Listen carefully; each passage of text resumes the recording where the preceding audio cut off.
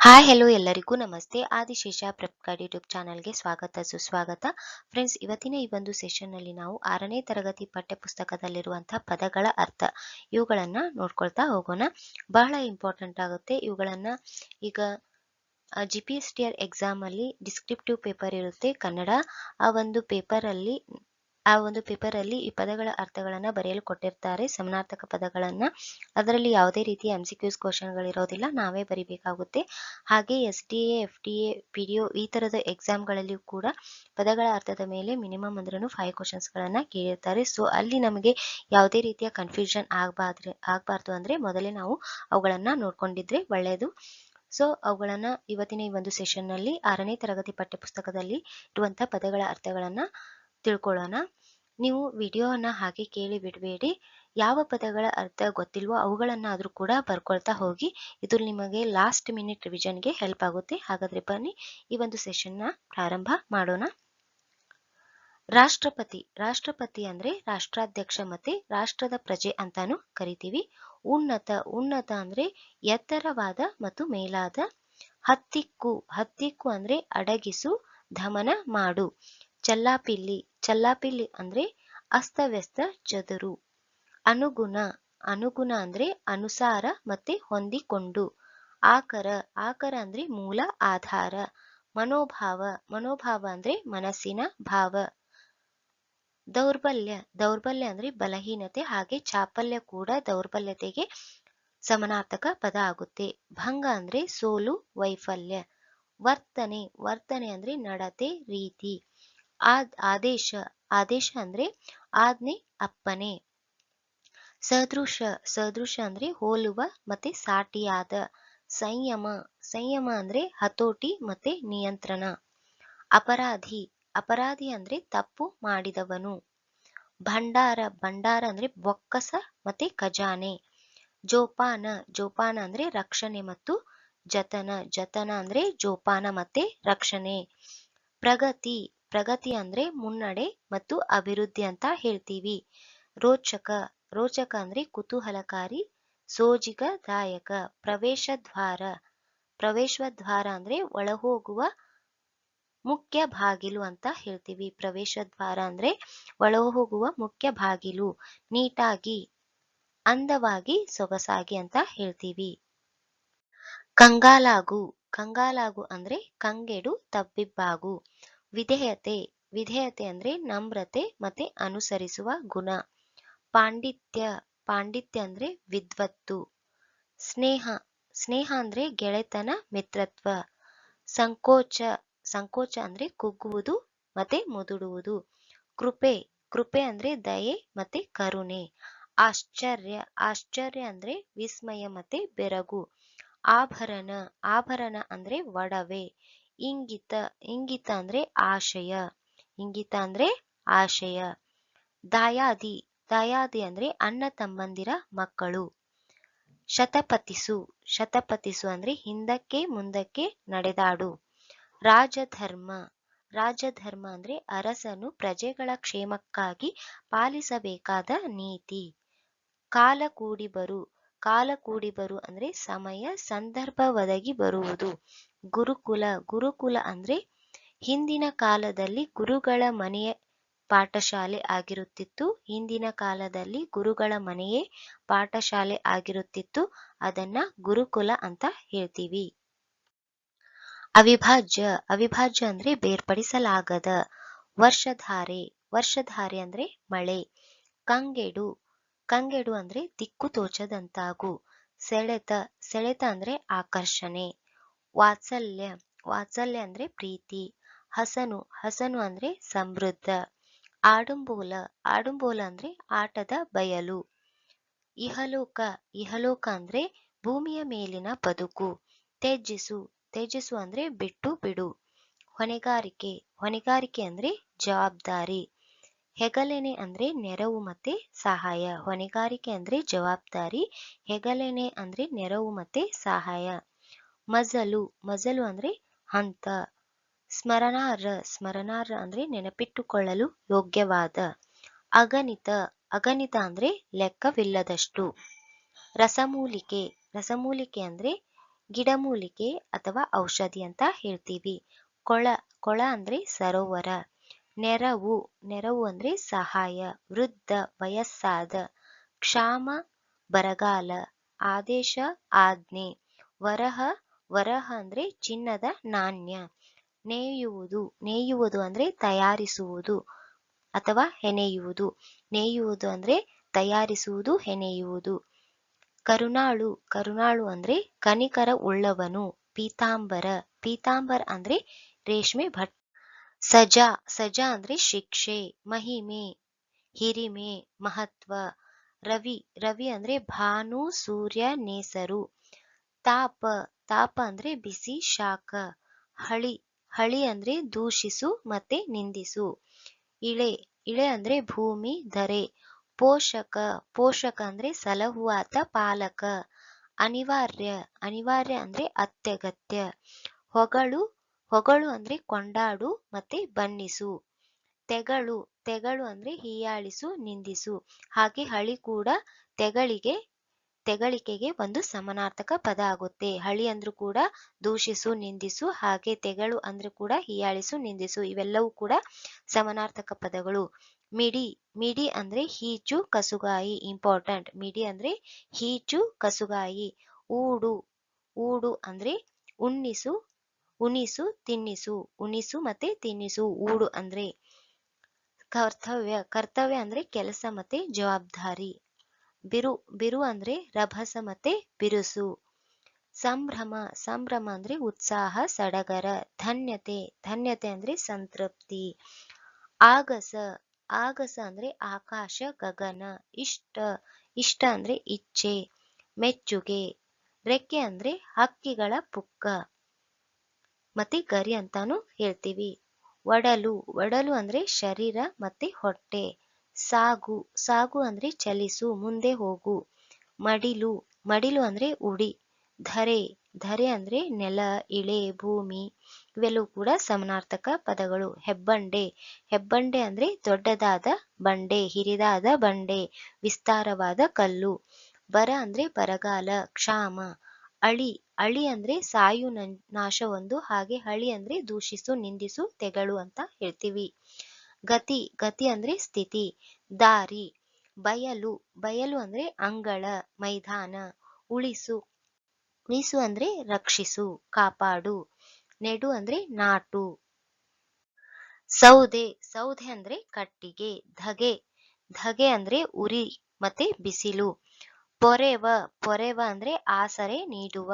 ಭ್ರಮೆ ಭ್ರಮೆ ಅಂದ್ರೆ ಹುಸಿನಂಬಿಕೆ. ರೋಮ ರೋಮ ಅಂದ್ರೆ ಮೈಯಲ್ಲಿ ಬೆಳೆಯುವ ಕೂದಲು. ಪೊರಕೆ ಪೊರಕೆ ಅಂದ್ರೆ ಧೂಳು ಜಾಡಿಸುವ ಸಾಧನ ಅಥವಾ ಕಸಬರಗೆ ಅಂತ ಹೇಳ್ತೀವಿ. ಆತುರ ಆತುರ ಅಂದ್ರೆ ಗಡಿಬಿಡಿ. ತಾಳಿಕೊಳ್ಳು ತಾಳಿಕೊಳ್ಳು ಅಂದ್ರೆ ನಿಧಾನಿಸು. ಹಂಬಲ ಹಂಬಲ ಅಂದ್ರೆ ಆಸೆ. ಕೊಂಚ ಕೊಂಚ ಅಂದ್ರೆ ಸ್ವಲ್ಪ. ಉಕ್ಕೇರು ಉಕ್ಕೇರು ಅಂದ್ರೆ ಹೆಚ್ಚಾಗು. ಒಕ್ಕಲು ಬೇಸಾಯ. ಚನ ಕ್ಷಣ. ನೆಲೆ ವಾಸಸ್ಥಳ ಮತ್ತೆ ಆಶ್ರಯ. ಪ್ರಾಣ ಪ್ರಾಣ ಅಂದ್ರೆ ಉಸಿರು. ವರ್ತಮಾನ ವರ್ತಮಾನ ಅಂದ್ರೆ ಇಂದಿನ ಮತ್ತೆ ಪ್ರಸ್ತುತ. ಋಣ ಋಣ ಅಂದ್ರೆ ಸಾಲ, ಹಂಗು. ಕಳೆ ಕಳೆ ಅಂದ್ರೆ ಕಾಂತಿ. ಘನ ಘನ ಅಂದ್ರೆ ಶ್ರೇಷ್ಠ ಮತ್ತೆ ಮಹತ್ವದ್ದು ಅಂತ ಹೇಳ್ತೀವಿ. ಪ್ರಾಚೀನ ಪ್ರಾಚೀನ ಅಂದ್ರೆ ಹಿಂದಿನ. ಭವಿಷ್ಯ ಭವಿಷ್ಯ ಅಂದ್ರೆ ನಾಳಿನ, ಮುಂದಿನ. ಸ್ವಚ್ಛಂದ ಸ್ವಚ್ಛಂದ ಅಂದ್ರೆ ಸ್ವತಂತ್ರವಾಗಿರು. ಪ್ರವಾಹ ಪ್ರವಾಹ ಅಂದ್ರೆ ನೆರೆ ಮತ್ತು ಉಕ್ಕೇರಿದ ನೀರು ಅಂತ. ಚೀರು ಅಂದ್ರೆ ಕೂಗು. ತಾಪ ಅಂದ್ರೆ ಬಿಸಿ. ಗರ್ಜಿಸು ಅಂದ್ರೆ ಜೋರಾಗಿ ಕೂಗು. ಹೆಪ್ಪುಗಟ್ಟು ಹೆಪ್ಪುಗಟ್ಟು ಅಂದ್ರೆ ಸಾಂದ್ರವಾಗು, ಒಂದೆಡೆ ಸೇರು ಮತ್ತೆ ಗಟ್ಟಿಯಾಗು ಅಂತ ಅರ್ಥ. ಸೇಡು ಸೇಡು ಅಂದ್ರೆ ದ್ವೇಷ. ಯುಕ್ತಿ ಯುಕ್ತಿ ಅಂದ್ರೆ ಉಪಾಯ. ಕೀಟಲೆ ಕೀಟಲೆ ಅಂದ್ರೆ ತುಂಟ ಬುದ್ಧಿ. ತಾತ ತೂತಾಯಿತು ತಾತ ತೂತಾಯಿತು ಅಂದ್ರೆ ತಾಕಿ ತೂತಾಯಿತು ಅಂತ ಅರ್ಥ. ಆಗರ ಆಗರ ಅಂದ್ರೆ ಕನಜ. ಒಡಲು ಒಡಲು ಅಂದ್ರೆ ದೇಹ, ಶರೀರ, ಹೊಟ್ಟೆ ಅಂತ ಅರ್ಥ. ಕಾವಲು ಕಾವಲು ಅಂದ್ರೆ ಹುಲ್ಲುಗಾವಲು. ದನಕರುಗಳನ್ನ ಮೇಯಿಸಲು ಮೀಸಲಾಗಿರುವಂತಹ ಸ್ಥಳಕ್ಕೆ ಕಾವಲು ಅಂತ ಕರಿತೀವಿ. ಗಟಾರ ಅಂದ್ರೆ ಚರಂಡಿ. ತಂಬೆಲರು ಅಂದ್ರೆ ತಂಪಾದ ಗಾಳಿ. ಪೈರು ಅಂದ್ರೆ ಬೆಳೆ. ಬನ ಅಂದ್ರೆ ವನ, ಸೆಲೆ ಅಂದ್ರೆ ನೀರು ಒಸಗುವಂತಹ ಜಾಗ, ನೀರು ಒಸರುವಂತಹ ಜಾಗಕ್ಕೆ ಸೆಲೆ ಅಂತ ಕರಿತೀವಿ. ಏರಿ ಅಂದ್ರೆ ಎತ್ತರವಾದ ಕಟ್ಟೆ, ಒಮ್ಮತ ಅಂದ್ರೆ ಎಲ್ಲರ ಅಭಿಪ್ರಾಯ ಒಂದೇ ಆಗಿರುವುದು, ಕೊಳೆ ಅಂದ್ರೆ ಹೊಲಸು, ಜಲನಿಧಿ ಅಂದ್ರೆ ಸಮುದ್ರ ಅಥವಾ ಸಾಗರಕ್ಕೆ ಜಲನಿಧಿ ಅಂತ ಕರಿತೀವಿ. ದನಗಳನ್ನ ಕಾಯುವವನಿಗೆ ದನಗಾಯಿ ಅಂತ ಕರಿತೀವಿ. ಬತ್ತು ಅಂದ್ರೆ ಒಣಗು ಅಂತ ಅರ್ಥ. ವಿದಾಯ ಅಂದ್ರೆ ಬೀಳ್ಕೊಡುಗೆ, ವಿದಾಯ ಅಂದ್ರೆ ಬೀಳ್ಕೊಡುಗೆ ಅಂತ ಅರ್ಥ.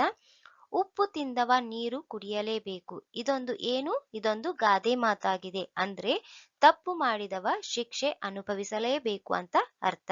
ಉಪ್ಪು ತಿಂದವ ನೀರು ಕುಡಿಯಲೇಬೇಕು. ಅಪೂರ್ವ, ಅಪೂರ್ವ ಅಂದ್ರೆ ಅಪರೂಪದ ಶ್ರೇಷ್ಠವಾದ, ಅಪರೂಪದ ಮತ್ತೆ ಶ್ರೇಷ್ಠವಾದ ಅಂತ ಅರ್ಥ. ಊಳಿ, ಊಳಿ ಅಂದ್ರೆ ಗಟ್ಟಿಯಾಗಿ ಕೂಗಿ. ಕಂಗಾಲು, ಕಂಗಾಲು ಅಂದ್ರೆ ದುರ್ಬಲವಾಗು. ಕೊಂಚ ಅಂದ್ರೆ ಸ್ವಲ್ಪ. ಚಾವಣಿ ಅಂದ್ರೆ ಮಾಳಿಗೆ, ಮನೆ ಮೇಲಿನ ಆವರಣ ಅಂತ ಅರ್ಥ. ನಿರ್ಜನ, ನಿರ್ಜನ ಅಂದ್ರೆ ಜನವಸತಿ ಇಲ್ಲದ ಪ್ರದೇಶ. ಪಲಾಯನ ಅಂದ್ರೆ ಓಟ, ಪರಾರಿ ಮತ್ತೆ ತಪ್ಪಿಸಿಕೊ ಅಂತ ಅರ್ಥ. ಮುಸ್ಸಂಜೆ ಅಂದ್ರೆ ಸೂರ್ಯ ಮುಳುಗುವ ಸಮಯ, ಸೂರ್ಯ ಮುಳುಗುವ ಸಮಯಕ್ಕೆ ಮುಸ್ಸಂಜೆ ಅಂತ ಕರಿತೀವಿ. ವ್ಯರ್ಥ, ವ್ಯರ್ಥ ಅಂದ್ರೆ ನಿರುಪಯುಕ್ತ. ಉದಾತ್ತ, ಉದಾತ್ತ ಅಂದ್ರೆ ಶ್ರೇಷ್ಠ. ಏಕಾಂತ ಅಂದ್ರೆ ಪ್ರಶಾಂತ ಸ್ಥಳ. ಕಾಲಿಗೆ ಬುದ್ಧಿ ಹೇಳು, ಕಾಲಿಗೆ ಬುದ್ಧಿ ಹೇಳು ಅಂದ್ರೆ ಓಡಿ ಹೋಗು.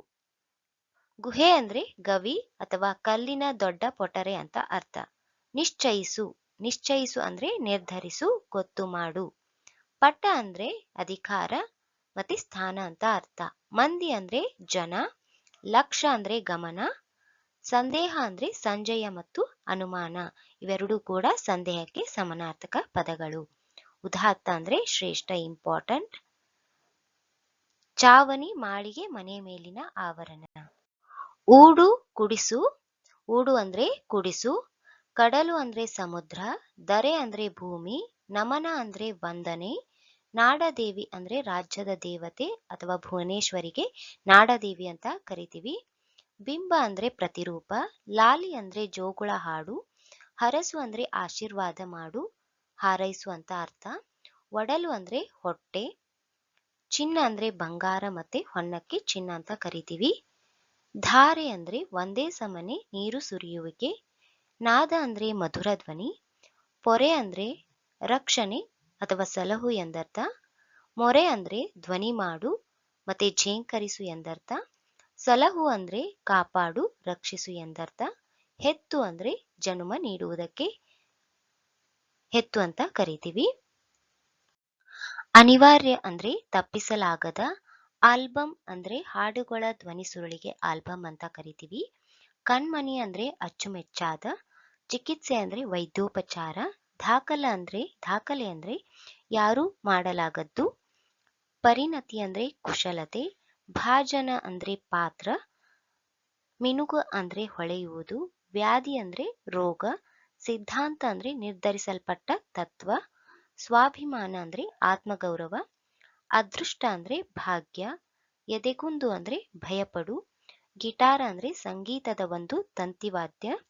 ತಲ್ಲೀನ ಅಂದ್ರೆ ಮಗ್ನವಾಗು, ಆಸಕ್ತನಾಗು ಅಂತ ಅರ್ಥ. ದಾದಿ ಅಂದ್ರೆ ಸೇವಕಿ. ಪರಿಶ್ರಮ ಅಂದ್ರೆ ವಿಶೇಷ ಶ್ರಮ. ಭೀಕರ ಅಂದ್ರೆ ಭಯಂಕರ. ಯಶಸ್ಸು ಅಂದ್ರೆ ಗೆಲುವು. ವೃತ್ತಿ ಅಂದ್ರೆ ಉದ್ಯೋಗ. ಸ್ಫೂರ್ತಿ ಅಂದ್ರೆ ಪ್ರೇರಣೆ. ಸ್ವಾವಲಂಬನೆ ಅಂದ್ರೆ ಇನ್ನೊಬ್ಬರನ್ನು ಆಶ್ರಯಿಸದಿರು. ಗಗನ ಅಂದ್ರೆ ಆಕಾಶ. ಬಾಂದಳ, ಆಗಸ. ಬಾಂದಳ ಅಂದ್ರೆ ಆಕಾಶ. ಬಾಂದಳ ಕೊಟ್ಟು ಇದರ ಸಮಾನಾರ್ಥಕ ಪದ ಬರೆಯಿರಿ ಅಂತ ಕೇಳ್ಬಹುದು. ಹಾಗೆ MCQ ನಲ್ಲಿ ಬಾಂದಳ ಅಂದ್ರೆ ಏನು ಅಂತ ಕೇಳ್ಬಹುದು. ಇಂಪಾರ್ಟೆಂಟ್. ಬಾಂದಳ ಅಂದ್ರೆ ಗಗನ, ಆಕಾಶ, ಆಗಸ. ನೀರೆ ಅಂದ್ರೆ ಸುಂದರಿ. ಬೊಟ್ಟು ಅಂದ್ರೆ ತಿಲಕ. ಮುಗಿಲು ಅಂದ್ರೆ ಮೋಡ. ಹಿಟ್ಟು ಅಂದ್ರೆ ನಯವಾದ ಪುಡಿ. ಸದೆಬಡಿ ಅಂದ್ರೆ ಹೊಡೆ, ಸೋಲಿಸು ಅಂತ ಅರ್ಥ. ಧಿಕ್ಕರಿಸು ಅಂದ್ರೆ ಕಟುವಾಗಿ ವಿರೋಧಿಸು ಅಂತ ಅರ್ಥ. ಗಂಡುಗಲಿ ಅಂದ್ರೆ ವೀರ, ಪರಾಕ್ರಮಿಗೆ ಗಂಡುಗಲಿ ಅಂತ ಕರಿತೀವಿ. ದಳಪತಿ ಅಂದ್ರೆ ಸೇನಾ ಮುಖ್ಯಸ್ಥ, ಒಂದು ಪ್ರಾಂತ್ಯದ ನಾಯಕನಾಗಿರ್ತಾನೆ. ಕುಟಿಲ ಅಂದ್ರೆ ಮೋಸ, ಮೋಸ ಮಾಡು ಅಂತ ಅರ್ಥ. ಹಂಸತೂಲಿ ಕಾತಲ್ಪ ಅಂದ್ರೆ ಅತ್ಯಂತ ಮೆತ್ತನೆಯ ಹಾಸಿಗೆಗೆ ಹಂಸತೂಲಿ ಕಾತಲ್ಪ ಅಂತ ಹೇಳ್ತೀವಿ. ಎಲುಬು ಅಂದ್ರೆ ಮೂಳೆ. ಚಿಕ್ಕೆ ಅಂದ್ರೆ ನಕ್ಷತ್ರ. ಅಥವಾ ತಾರೆಗೆ ಚಿಕ್ಕೆ ಅಂತ ಹೇಳ್ತೀವಿ. ಮುಂಜಾನೆ ಅಂದ್ರೆ ಸೂರ್ಯ ಉದಯಿಸುವ ಸಮಯ. ಮುಂಜಾನೆ ಅಂದ್ರೆ ಸೂರ್ಯ ಉದಯಿಸುವ ಸಮಯ. ಸೋಜಿಗ ಅಂದ್ರೆ ವಿಸ್ಮಯ, ಆಶ್ಚರ್ಯದ ವಿಷಯ. ಹಿಂಜು ಅಂದ್ರೆ ಬಿಡಿಸು, ಹಿಗ್ಗಿಸು. ಪರಕೀಯ, ಪರಕೀಯ ಅಂದ್ರೆ ಹೊರಗಿನ. ಪರದೇಶಿ ಅಂದ್ರೆ ಅನ್ಯ ದೇಶದ. ಸಲಾಕೆ ಅಂದ್ರೆ ಲೋಹದ ದಂಡ. ನಾಲ್ದಿಕ್ಕು ಅಂದ್ರೆ ನಾಲ್ಕು ದಿಕ್ಕು. ಸಾಂಗವಾಂಗಿ ಅಂದ್ರೆ ಸುಸೂತ್ರವಾಗಿ. ಸಾಂಗವಾಗಿ ಅಂದ್ರೆ ಸುಸೂತ್ರವಾಗಿ. ಸೊ ಬಾಂದಳ ಅಂದ್ರೆ ನೆನ್ಪಿಟ್ಕೊಳ್ಳಿ ಆಕಾಶ ಗಗನ. ಅಗಣಿತ ಅಂದ್ರೆ ಅಸಂಖ್ಯ, ಲೆಕ್ಕವಿಲ್ಲದಷ್ಟು.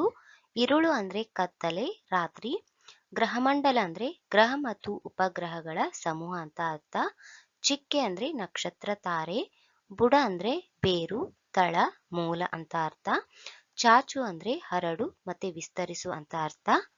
ಆರಾಧನೆ, ಆರಾಧನೆ ಅಂದ್ರೆ ಪೂಜೆ ಮತ್ತು ಧ್ಯಾನ. ಐಕ್ಯ ಅಂದ್ರೆ ಒಂದಾಗು ಮತ್ತು ಸೇರು. ಗಾನ ಅಂದ್ರೆ ಹಾಡು ಅಂತ ಅರ್ಥ. ನೆಳಲು, ನೆಳಲು ಅಂದ್ರೆ ನೆರಳು ಮತ್ತೆ ಛಾಯೆ. ಇಂಪಾರ್ಟೆಂಟ್, ನೆಳಲು ಅಂದ್ರೆ ನೆರಳು ಮತ್ತು ಛಾಯೆಗೆ ನೆಳಲು ಅಂತ ಕರಿತೀವಿ. ಸಾಸಿರ ಅಂದ್ರೆ ಸಾವಿರ, ಸಹಸ್ರ. ಸಾಸಿರ ಅಂದ್ರೆ ಸಾವಿರಕ್ಕೆ ಸಾಸಿರ ಅಂತ ಹೇಳ್ತೀವಿ. ದಿಟ್ಟ ಹೆಜ್ಜೆ, ದಿಟ್ಟ ಹೆಜ್ಜೆ ಅಂದ್ರೆ ಧೈರ್ಯದ ಹೆಜ್ಜೆ, ಸಾಹಸದ ನಡೆ ಅಂತ ಅರ್ಥ. ಚರಿತ್ರೆ ಅಂದ್ರೆ ಇತಿಹಾಸ. ಕುನ್ನಿ ಅಂದ್ರೆ ನಾಯಿ ಮರಿ. ಜನಜನಿತ ಅಂದ್ರೆ ಪ್ರಸಿದ್ಧವಾದ. ಪರಕೀಯ ಅಂದ್ರೆ ವಿದೇಶೀಯ, ಅನ್ಯ ಅಂತ ಅರ್ಥ. ಕನವರಿಕೆ ಅಂದ್ರೆ ನಿದ್ದೆಯಲ್ಲಿ ಮಾತಾಡಿಕೊಳ್ಳುವಿಕೆ, ಒಂದೇ ವಿಷಯವನ್ನು ಮತ್ತೆ ಮತ್ತೆ ಯೋಜಿಸುವಿಕೆ. ಕೆಚ್ಚದೆ ಅಂದ್ರೆ ಗಟ್ಟಿಯಾದ ಎದೆ ಅಂತ ಅರ್ಥ, ಎದೆಗಾರಿಕೆ ಅಂತ ಅರ್ಥ. ರಣಚಂಡಿ ಅಂದ್ರೆ ಯುದ್ಧ ದೇವತೆ, ದುರ್ಗೆ. ದುರ್ಮತಿ ಅಂದ್ರೆ ಕೆಟ್ಟ ಬುದ್ಧಿ, ದುಷ್ಟ ವ್ಯಕ್ತಿ ಅಂತ ಅರ್ಥ. ದುರ್ಮತಿ ಅಂದ್ರೆ ಕೆಟ್ಟ ಬುದ್ಧಿ ಮತ್ತು ದುಷ್ಟ ವ್ಯಕ್ತಿಗೆ ದುರ್ಮತಿ ಅಂತ ಕರಿತೀವಿ. ಮಮ್ಮಲ ಮರುಗು ಅಂದ್ರೆ ಅತಿಶಯವಾಗಿ ಮರಗು. ಮಮ್ಮಲ ಮರುಗು ಅಂದ್ರೆ ಅತಿಶಯವಾಗಿ ಮರುಗು ಅಂತ ಅರ್ಥ. ವಿಶೇಷವಾಗಿ ದುಃಖ ಪಡು ಅಂತಾನು ಕರಿತೀವಿ. ಅರಿ ಅಂದ್ರೆ ಶತ್ರು. ಸೆರೆಮನೆ ಅಂದ್ರೆ ಕಾರಾಗೃಹ, ಬಂದಿಖಾನೆ. ಕಲಿ ಅಂದ್ರೆ ವೀರ, ಶೂರ. ಕಲಿ ಅಂದ್ರೆ ವೀರ, ಶೂರನಿಗೆ ಕಲಿ ಅಂತ ಹೇಳ್ತೀವಿ. ಮರುಜನ್ಮ ಅಂದ್ರ ಪುನರ್ಜನ್ಮ. ತಡವೆ ಅಂದ್ರೆ ಬಾರಿ, ಸಲ. ತಡವೆ ಅಂದ್ರೆ ಬಾರಿ, ಸಲ. ಉಪಕರಿಸು ಅಂದ್ರೆ ಉಪಕಾರ ಮಾಡು, ನೆರವು ನೀಡು ಅಂತ ಅರ್ಥ. ಜರೆ ಅಂದ್ರೆ ನಿಂದಿಸು, ಹಾಗೆ ಹಳಿ ಅಂದ್ರೂ ಕೂಡ ನಿಂದಿಸು ಅಂತ ಬರುತ್ತೆ. ಹಾಗೆ ಬಯ್ಯು ಅಂದ್ರೆ ಕೂಡ ಜರೆ ಅಂತ ಅರ್ಥ. ಸ್ತುತಿ ಅಂದ್ರೆ ಹೊಗಳಿಕೆ. ಓಲೈಸು ಅಂದ್ರೆ ಮೆಚ್ಚಿಸು. ಚಾಳಿ ಅಂದ್ರೆ ನಡವಳಿಕೆ, ವರ್ತನೆ ಅಂತ ಅರ್ಥ.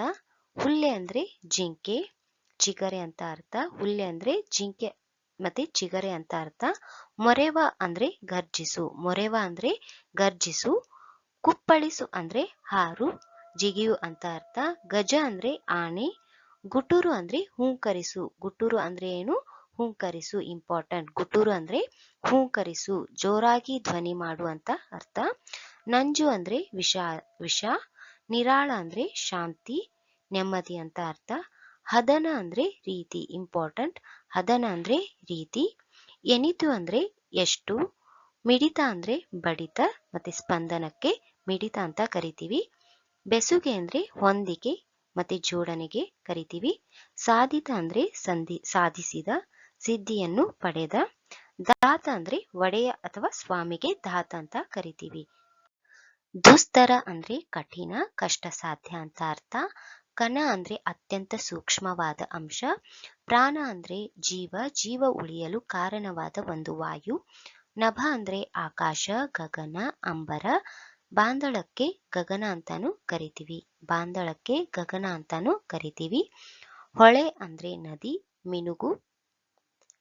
ಕುನಿ ಅಂದ್ರೆ ಕುಳಿ, ಹೊಂಡ, ನರ್ತಿಸು.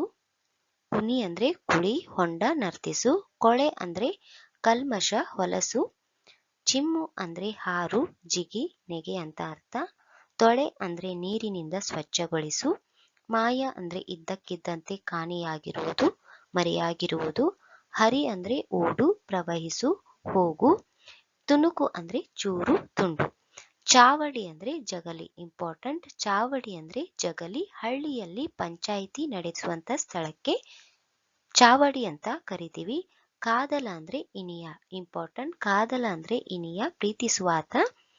ಹೊಂಚು ಅಂದ್ರೆ ಉಪಾಯ ಮಾಡು, ರಹಸ್ಯ ಕಾರ್ಯ ನಡೆಸು. ಸರ್ವರೊಳು ಎಂದರೆ ಎಲ್ಲರೊಳು.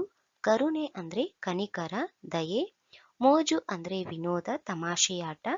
ಸಜ್ಜು ಅಂದ್ರೆ ಸಿದ್ಧತೆ, ತಯಾರಿ. ಸೆಳಕು ಅಂದ್ರೆ ಚುರುಕು, ಚಟುವಟಿಕೆ. ಬೆರಗು ಅಂದ್ರೆ ಆಶ್ಚರ್ಯ, ವಿಸ್ಮಯ, ಸೋಜಿಗ. ಶೋಭೆ ಅಂದ್ರೆ ಸೊಗಸು, ಸೊಬಗು. ಮಿಗಿಲು ಅಂದ್ರೆ ಶ್ರೇಷ್ಠವಾದುದು. ಸಂಗ್ರಹಿಸು ಅಂದ್ರೆ ಒಟ್ಟು ಮಾಡು, ಕೂಡಿಸು. ಉಭಯ ಅಂದ್ರೆ ಎರಡು, ಜೋಡಿ. ಅರಳೆ ಅಂದ್ರೆ ಹತ್ತಿ, ಇಂಪಾರ್ಟೆಂಟ್. ಹರಳೆ ಅಂದ್ರೆ ಹತ್ತಿ. ಹುಲು ಅಂದ್ರೆ ಹುಲ್ಲು, ಲಘುವಾದ. ಇವೆಲ್ಲವೂ ಕೂಡ 6ನೇ ತರಗತಿ ಪಠ್ಯಪುಸ್ತಕದಲ್ಲಿರುವಂತಹ ಪದಗಳ ಅರ್ಥ ಅಥವಾ ಸಮಾನಾರ್ಥಕ ಪದಗಳು. ಬಹಳ ಇಂಪಾರ್ಟೆಂಟ್, ಎಕ್ಸಾಮ್ನಲ್ಲಿ ಕೇಳ್ತಾರೆ. ಪದೇ ಪದೇ ರಿವಿಷನ್ ಮಾಡೋದ್ರ ಮೂಲಕ ಇವುಗಳನ್ನ ನೀವು ನೆನಪಿಟ್ಟುಕೊಳ್ಬಹುದು. ಮುಂದಿನ ವಿಡಿಯೋದಲ್ಲಿ 7ನೇ ತರಗತಿ ಪಠ್ಯಪುಸ್ತಕದಲ್ಲಿರುವಂತಹ ಕೃತಿಕಾರರ ಪರಿಚಯ ಹಾಗೂ ಪದಗಳ ಅರ್ಥವನ್ನ ತೆಗೆದುಕೊಂಡು ಬರ್ತೀನಿ. ಪ್ಲೀಸ್ ಶೇರ್ ಮಾಡಿ, ಲೈಕ್ ಮಾಡಿ, ಸಬ್ಸ್ಕ್ರೈಬ್ ಮಾಡಿ. Thank you.